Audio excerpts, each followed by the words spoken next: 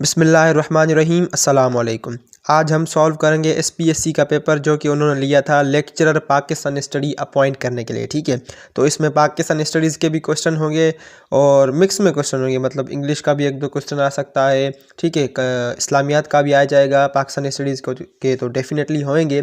ठीक है, तो ये जो पेपर है एसपीएससी ने 2021 मार्च में लिया था। ठीक है, ये ताज़ा उनका पेपर है, 2 साल पुराना। ठीक है, तो ये आज हम सॉल्व करेंगे, इससे हमें मदद मिल सकती है, हमें एरियाज़ कुछ है वो कवर करने के लिए मिल सकते हैं। तो ये क्वेश्चन जो है, ये वीडियो पाकिस्तान स्टडीज़ वाले जो लेक्चरर अपॉइंट होना चाहते हैं वो तो लाजमी देखें, बाकी आप सबको भी ये देखनी चाहिए क्योंकि इसमें से क्वेश्चन कहीं से भी किसी टेस्ट में भी आ सकते हैं। तो ठीक है, तो चलिए आज की वीडियो को शुरू करते हैं। सबसे पहला क्वेश्चन है, the function of NACTA is to. NACTA एक ऑर्गेनाइजेशन है, उसका फंक्शन क्या है? नीचे ऑप्शन दिए हुए इनमें से।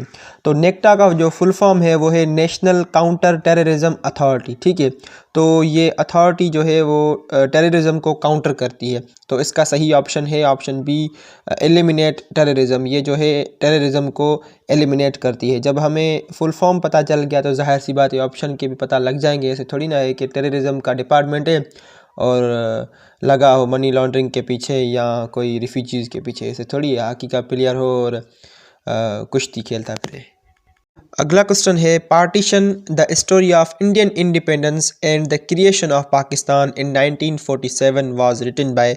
ये ऊपर जो है एक बुक का हवाला दिया हुआ है, एक बुक का नाम है, उसका जो है हमसे राइटर का नाम पूछ रहा है कि उसका राइटर कौन है। तो उसका सही ऑप्शन है ऑप्शन ए, B.W. स्पनर जो है वो इस बुक का राइटर है। B.W. का फुल फॉर्म है बार्ने वाइट स्पनर। ठीक है, अगला क्वेश्चन है, the Shah Bano controversy was. ये कंट्रोवर्सी हुई थी आई गेस मिडिल 90s में या लेट 90s में कंट्रोवर्सी हुई थी।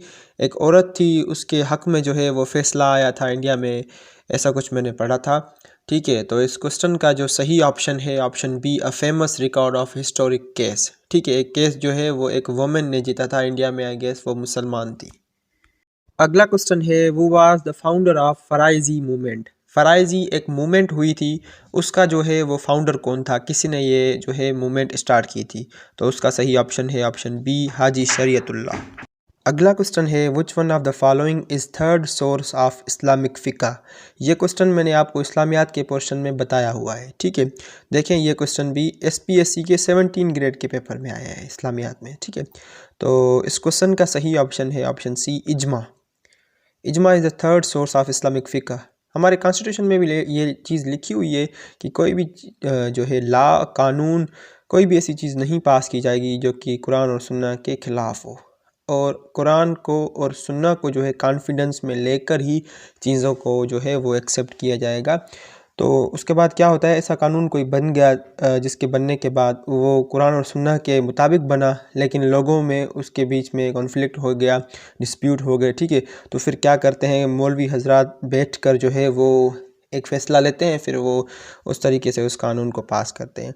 फर्स्ट सोर्स ऑफ इस्लामिक फ़िक़्ह कौन सा है? कुरान। दूसरा है सुन्ना, तीसरा है इजमा, चौथा है क़ियास। ये मैंने चारों सीक्वेंस में लिखे हुए हैं जिससे आपको याद करने में आसानी हो। अगला क्वेश्चन है, NCOC स्टैंड्स फॉर। NCOC किस चीज़ का शॉर्ट फॉर्म है? ठीक है, तो उसका सही ऑप्शन है option B, national command and operation centre. ठीक है, तो ये कब फॉर्म हुआ था? ये फॉर्म हुआ था 2020 में। सबसे पहला जो क्वेश्चन मैंने आपको बताया नेक्टा के बारे में, ठीक है, नेशनल काउंटर टेररिज्म अथॉरिटी, वो कब फॉर्म हुई थी? वो हुई थी 2008 में। यह क्वेश्चन भी पूछ सकते हैं। अगला क्वेश्चन है, सिनोनिम ऑफ एवराइस इज़। एवराइस का जो है वो सिनोनिम कौन सा है? देखें, एवराइस की जो मीनिंग है वो होती है लालच। किसी चीज़ की लालच जो है ना, हमें उर्दू में कहावत भी है कि लालच बुरी बला है। काफ़ी सारे लोग क्या करते हैं, जैसे काम पर जाते हैं तो ओवर टाइम करते हैं पैसे की लालच में, लेकिन वो ये नहीं देखते कि उनकी ज़िंदगी का कीमती वक्त जा रहा है और उनकी फैमिली को वो टाइम नहीं दे पा रहा है। ठीक है, तो इस चीज़ को साइड पर करके इसका सिनोनिम देखते हैं। एवराइस जो है उसकी सिनोनिम क्या होगा? ग्रीड। ग्रीड का माना भी है लालच, एवराइस की माना है लालच, लालच, लस्ट। ठीक है, अगला क्वेश्चन है, evolution of jagirdari and explanation is written by. ये एक ऊपर एक एक्सप्लेनेशन का नाम दिया हुआ है जागीरदार निज़ाम को ख़त्म करने के लिए, वो किसने लिखी थी एक्सप्लेनेशन? तो उसका सही ऑप्शन है ऑप्शन सी, अली मोहम्मद राशिदी ने ये जो है ना एक्सप्लेनेशन लिखी थी, एबोलिशन ऑफ जागीरदारी। अगला क्वेश्चन है द कॉइन रुपया वाज फर्स्ट इशूड बाय। जो कॉइन है जिसे हम रुपया बोलते हैं वो जो है वो किसके दौरान पहली मर्तबा जो है इशू किया गया था? तो उसका सही ऑप्शन है ऑप्शन ए, शेर शाह सूरी ने जो है वो सबसे पहले रुपया जो है कॉइन है वो जो है इशू किया था। अगला क्वेश्चन है विच ऑफ द फॉलोइंग सूरह इज़ कॉल्ड उम्मुल किताब।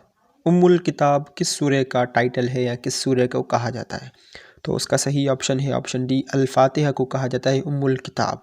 ठीक है, और ऑप्शन जो हमारा ए है अल बकरा, वो कुरान की सबसे लंबी सूरह है। अल काफिरून ऐसी सूरह है जो कि वर्ड कुल से स्टार्ट होती है, और कुरान में टोटल 5 सूरह ऐसी है जो कि वर्ड कुल से स्टार्ट होती हैं, और सूरह यासीन जिसे हार्ट ऑफ कुरान भी कहा जाता है। यह क्वेश्चन मैंने आपको जो है SPSC के पास्ट पेपर में भी बताए हुए हैं, ठीक है, और जो है इस्लामियात के पोर्शन में भी बताए हैं मैंने। अगला क्वेश्चन है objective resolution was passed on, करारदाद मकासद कब पास हुई थी? तो उसका सही ऑप्शन है ऑप्शन सी, 12 मार्च 1949, 12 मार्च 1949 को जो है ये पास हुई थी। दूसरे जो ऑप्शन दिए हुए हैं जैसे 23 मार्च 1940, इसे हम योम पाकिस्तान के नाम से भी मनाते हैं, लाहौर रेजोल्यूशन डे भी मनाते हैं इसको, ठीक है। 23 मार्च 1940 को लाहौर रेजोल्यूशन पास हुई थी। ऑप्शन बी हमारा जो है 23 मार्च 1956, इस दिन क्या हुआ था, हमारा पहला कॉन्स्टिट्यूशन है जो ये बन गया था, ठीक है, इन्फोर्स हुआ था हमारे मुल्क में। ऑप्शन डी है जो 8 मार्च, आप जो है वो साल को छोड़ दें, 8 मार्च जो हम दिन मनाते हैं वुमेंस डे, ठीक है। ऐसे क्वेश्चंस को याद करेंगे ना आपको बहुत आसानी होगी, मतलब स्मार्ट स्टडी भी हो जाएगी। एक क्वेश्चन आपके सामने आ गया, उसके जो ऑप्शन है उनको भी सर्च कर लें और उसका सही ऑप्शन भी देख लें। क्या होगा, एक ऑप्शन की वजह से आपको बहुत सारे क्वेश्चंस के आंसर पता लग जाएंगे। अगला क्वेश्चन है according to the article dash of the constitution of Pakistan Islam shall be the state religion. Pakistan के कॉन्स्टिट्यूशन के कौन से आर्टिकल में ये लिखा हुआ है कि जो हमारा रियासत का मज़हब होगा वो इस्लाम होगा, ठीक है, रियासत का मज़हब इस्लाम होगा। तो उसका सही ऑप्शन है ऑप्शन ए, आर्टिकल 2 में लिखा हुआ है Islam shall be the state religion, ठीक है। अगला क्वेश्चन है the body of law which defines the relationship of different entities within a state namely the legislature, the executive and the judiciary is called. Hold your horses. अगर किसी को ये question समझ में आ गया तो वेल एंड गुड, अगर नहीं आया तो मैं समझा देता हूँ, ठीक है। इस क्वेश्चन में बोल रहा है कि the body of law which define the relationship, ऐसी वो कौन सी बॉडी ऑफ लॉ है, वो लॉ का कौन सा हिस्सा है हमारा, उस लॉ को क्या कहा जाता है जो रिलेशनशिप शो करता है डिफरेंट एंटिटीज़ में। हमारे रियासत में जो है कौन सी एंटिटीज़ हैं, एक है लेजिस्लेचर, एग्जेक्टिव एंड जुडिशरी। अब उनके काम बताता हूँ। लेजिस्लेचर का काम क्या होता है, हमारे मुल्क में जो भी कानून साजी होती है ना वो हमारा लेजिस्लेचर करता है। जो भी कानून बनाना है या उस कानून को जो है अगर वो वर्क नहीं कर रहा तो उस कानून को ख़त्म करना है, तो ये हमारा काम होता है लेजिस्लेचर का। उसके बाद आ गया एग्जेक्टिव। एग्जेक्टिव हमारी जो अथॉरिटी होती है ना, जो लेजिस्लेशन हो गई हमारे पास, जो कानून बन गया, लेजिस्लेचर ने अप्रूव कर दिया, एग्जेक्टिव का काम क्या होता है, उन लॉज को जो है वो इन्फोर्स कराती है मुल्क में। इट मीन्स जैसे कोई कानून बन गया माइनॉरिटी का, उस कानून को इन्फोर्स कराना जो है ना एग्जेक्टिव अथॉरिटी का काम होता है। एग्जेक्टिव अथॉरिटी में कौन होता है, हमारा प्राइम मिनिस्टर होते हैं, हमारे मिनिस्टर्स होते हैं, चीफ मिनिस्टर, ठीक है। उनका काम होता है उन लॉज को जो है इन्फोर्स कराना मुल्क में। और लास्ट में जुडिशरी का काम क्या होता है, जो भी हमारे मुल्क में कानून साजी हो गई है ना उन कानून को इंटरप्रिटेट करना, ठीक है। इट मीन्स उनको ट्रांसलेट करना, उनकी हिफाजत करना। अगर कोई भी उन कानून को वायलेट करता है तो उस वायलेशन के हवाले से उनको जो है वो एक अप्रोप्रिएट सज़ा दी जाए, सही है। तो ऐसी कौन सी बॉडी है जो इन सारी चीज़ों का कनेक्शन जो है आपस में डिफ़ाइन करती है, तो वो है हमारा कॉन्स्टिट्यूशनल लॉ। हमारे कॉन्स्टिट्यूशन में ये लिखा हुआ है, ठीक है, लेजिस्लेचर, एग्जेक्टिव और जुडिशरी के बारे में। अगला क्वेश्चन है which of the following was the court language of Mughals. Mughals के दौर में जो कोर्ट हुआ करती थी उसकी ऑफिशियल लैंग्वेज क्या थी? तो उसका सही ऑप्शन है option B, Persian was the language of Mughals court, ठीक है। मुगल्स के कोर्ट में जो लैंग्वेज बोली जाती थी वो पर्शियन थी। क्वेश्चन आ सकते हैं मुग़ल दौर कब शुरू हुआ? वो शुरू हुआ 1526 में, जब मोहम्मद जो है हमारा ज़हीरुद्दीन मोहम्मद बाबर आकर हमारे इब्राहिम लोदी को शिकस्त देता है फर्स्ट वार ऑफ पानीपत में। और एक और क्वेश्चन आ सकता है कि इसमें मुग़ल अम्पायर्स का दौर कब ख़त्म हुआ? तो वो ख़त्म हुआ 1857 में, जब वार ऑफ इंडिपेंडेंस लगी थी। और इनके लास्ट रूलर कौन थे? वो थे बहादुर शाह ज़फ़र। अगला क्वेश्चन है, first movement launched against the British in India was. सबसे पहली जो मूवमेंट हिंदुओं ने या इंडिया में लॉन्च की गई थी ब्रिटिश के ख़िलाफ़, उस मूवमेंट का नाम क्या है? तो उसका सही ऑप्शन है ऑप्शन बी, स्वदेशी मूवमेंट जो है पहली मूवमेंट इंडियंस ने स्टार्ट की थी अगेंस्ट ब्रिटिश। ये कब स्टार्ट हुई थी? ये हुई थी 1905 में, जब ब्रिटिश इंडिया ने जो है पार्टीशन ऑफ बंगाल कर दी थी। बंगाल को जो है वो दो हिस्सों में बांट दिया था, क्योंकि वो बंगाल जो है वो सबसे बड़ा सूबा था, तो एडमिनिस्ट्रेशन का इशू आ रहा था। इसलिए जो है हमारा वाइसराय लॉर्ड कर्जन ने है बंगाल को दो हिस्सों में बांट दिया था, जिसको जो बात जो है हिंदुओं को हज़म नहीं हो रही थी। फिर उन्होंने एजिटेशन स्टार्ट कर दिए, प्रोटेस्ट स्टार्ट कर दिए। इसकी सूरत में क्या हुआ, जो 1905 में पार्टीशन ऑफ बंगाल हुई थी, उसको जो है फिर से रिवर्स कर दिया गया 1911 में। अगला क्वेश्चन है, UNHCR in Pakistan works for. ये एक ऑर्गेनाइजेशन का नाम है, वो पाकिस्तान में किस चीज़ के लिए जो है वो काम करती है? UNHCR का जो फुल फॉर्म है United Nations high commission for refugees. ठीक है, तो इसका जो काम है रिफ्यूजीज़ के हवाले से है, तो जाहिर सी बात है इसका ऑप्शन बी रिफ्यूजीज़ वाला ही होगा। तो इसका सही ऑप्शन है option B, rehabilitation of refugees.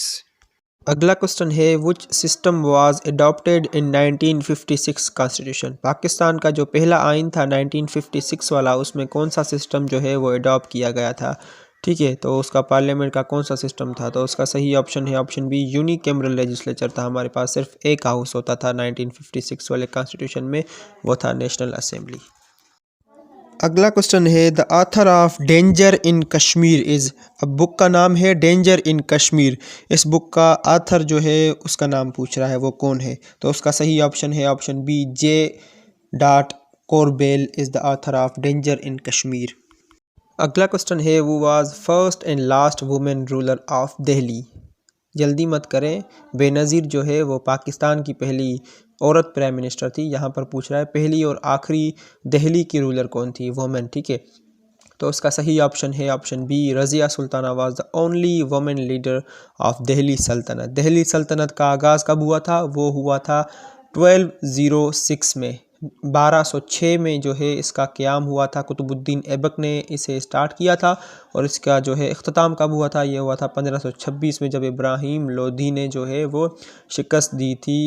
Ibrahim Lodhi को शिकस्त हो गई थी बाबर के दौरान। ठीक है, और रज़िया सुल्ताना जो थी वो इल्तुतमिश की बेटी थी। इल्तुतमिश जो कि रज़िया सुल्ताना से पहले लीडर थे। ठीक है, और इल्तुतमिश से पहले लीडर कौन था? वो था कुतुबुद्दीन ऐबक, जिसको कहा जाता है कि वो स्लेव डायनेस्टी के और दिल्ली सल्तनत के फाउंडर हैं।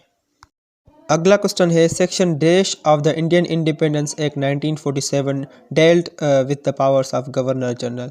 इस क्वेश्चन का सिंपली मकसद ये है कि इंडियन इंडिपेंडेंस एक्ट जो 1947 है, उसके कौन से सेक्शन में गवर्नर जनरल के पावर मेंशन है? तो उसका सही ऑप्शन है ऑप्शन सी, 9th जो उसका सेक्शन है उसमें गवर्नर जनरल के पावर मेंशन है। अगला क्वेश्चन है, the capital of Kyrgyzstan is. Kyrgyzstan का कैपिटल क्या है? तो उसका सही ऑप्शन है option C, Bishkek is the capital of Kyrgyzstan. और किर्गिस्तान की करेंसी कौन सी है? वो है किर्गिस्तानी सोम। ये Kyrgyzstan, Kazakhstan, Tajikistan, Turkmenistan, Azerbaijan, ये जो भी कंट्रीज़ है ना, ये सेंट्रल एशियन कंट्रीज़ हैं। इन्होंने जो है वो USSR से आज़ादी हासिल की थी। दूसरे जो ऑप्शन दिए हुए हैं उनको देख लेते हैं, जैसे Astana is the capital of Kazakhstan, और Tripoli is the capital of Libya. ठीक है, लिबिया अलग है, लिबनान अलग है। लिबनान का कैपिटल है बैरूत, लिबिया का कैपिटल है ट्रिपोली, और बाकू जो है वो कैपिटल है आज़रबाईजान का, और आज़रबाईजान की करेंसी कौन सी है? वो है मन्नत। अगला क्वेश्चन है, CCI स्टैंड्स फॉर। CCI का जो है वो फुल फॉर्म क्या है? क्रिकेट काउंसिल ऑफ इंडिया ये नहीं होगा, ये ICC का फुल फॉर्म है। तो इस क्वेश्चन का सही ऑप्शन है option C, council of common interests. अगला क्वेश्चन है the doctrine of lapse was introduced by. ये एक डॉक्ट्राइन उन्होंने ब्रिटिश वालों ने इंट्रोड्यूस करवाई थी। डॉक्ट्राइन का मतलब होता है नज़रिया। ये एक ऐसा नज़रिया उन्होंने इंट्रोड्यूस करवाया था। इसमें क्या होता है कि जो भी उस वक्त में जो भी राजा थे ना हिंदुस्तान के, अगर उनके पास कोई बेटे की औलाद नहीं है, उनका पीछे कोई वारिस नहीं है, अगर वो मर जाते हैं तो उनकी सारी जो है वो जमा पूंजी, उनकी सारी जो प्रॉपर्टी है वो ब्रिटिश हमारी ब्रिटिश वहाँ पर कंपनी थी, ईस्ट इंडिया कंपनी, उसके जो है वो हिस्से में एनेक्स्ट हो जाएगी, उसके हिस्से में जो है वो आ जाएगी। वो असल में डॉक्ट्राइन इंट्रोड्यूस किसने की थी? तो उसका सही ऑप्शन है ऑप्शन डी, लॉर्ड डलहौजी ने जो है वो ये इंट्रोड्यूस करवाई थी द डॉक्ट्राइन ऑफ लैप्स। अगला क्वेश्चन है वो is the current chief minister of Gilgit Baltistan. Gilgit Baltistan का करंट चीफ मिनिस्टर कौन सा है? तो उसका सही ऑप्शन है option C, Khalid Khurshid Khan is the current chief minister of Gilgit Baltistan. अगला क्वेश्चन है the author of introduction to Sindh its wealth and welfare is. ये एक बुक का नाम बताया हुआ है, इसका ऑथर कौन है? तो उसका सही ऑप्शन है option C, MB Pithawala is the author of introduction to Sindh its wealth and welfare. तो ये था पास पेपर 2021 का, मार्च में जो SPSC ने टेस्ट लिए हैं पाकिस्तान स्टडीज़ के लेक्चर को अपॉइंट करने के लिए। ठीक है, जो क्वेश्चन मुझे मिले हैं वो मैंने आपको बताए हैं। गूगल से असल में मैंने पर्चा लिया है, वो बहुत ही बिलर है, धुंधला है। जो क्वेश्चन मुझे समझ में आए हैं वो मैंने आपको बताए हैं, वगरना जो क्वेश्चन मुझे समझ में नहीं आ रहे, क्योंकि आँखों का बड़ा ही ज़ोर लगा है, यहाँ पर आँखों में दर्द हो गया है, मगर क्वेश्चन जो है अच्छे तरीके से नज़र ही नहीं आ रहे थे। जो नज़र आए, जो समझ आए वो मैंने आपको बता दिए हैं। तो ये वीडियो आपके लिए बहुत ही हेल्पफुल है, बहुत ही मीनिंगफुल है। तो अगर वीडियो थोड़ी सी भी इंफॉर्मेटिव लगी हो तो वीडियो को लाइक कर दें, मेरे चैनल को सब्सक्राइब कर दें। मिलते हैं अगली वीडियो में, तब तक के लिए खुदा हाफिज़।